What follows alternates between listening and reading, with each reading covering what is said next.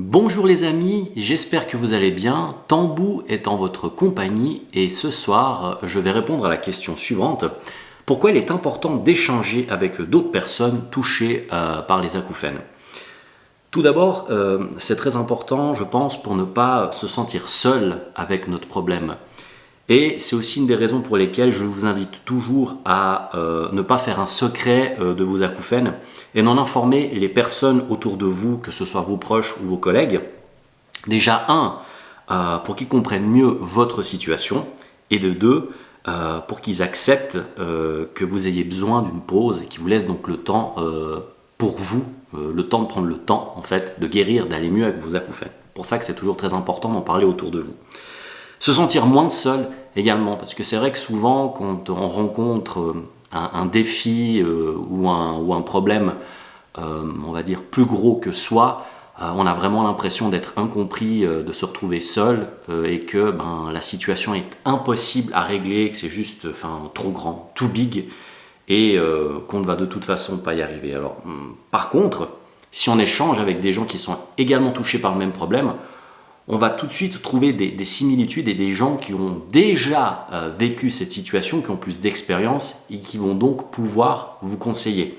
Comme vous le savez, malheureusement, les acouphènes sont mal vus, c'est ringard. Beaucoup de personnes qui en souffrent sont des vieux rockers et on a l'impression que, vu que c'est pas sexy, ils veulent pas en parler autour d'eux. Et je pense que ça amène encore plus cette image donc de acouphène ringard et donc de solitude, se retrouver dans son coin avec son problème. Alors que non, on n'est pas seul, il y a d'autres personnes qui en souffrent et du coup c'est important d'échanger avec ces derniers. On va glaner des bons conseils, parce que je l'ai dit tout à l'heure, c'est des gens qui ont du vécu, qui ont de l'expérience, donc c'est eux qui vont pouvoir bien vous informer et on va faire un truc qui est très très sympa à notre tour. On va pouvoir transmettre ces bons conseils donc à des plus jeunes, à des connaissances, dans des groupes de parole, des groupes d'entraide, des groupes d'échange, comme par exemple le groupe que j'ai créé sur Discord, le groupe Acouphone. Et il n'y a rien de plus chouette, je trouve, c'est de venir en aide à quelqu'un qui en a besoin sur le moment.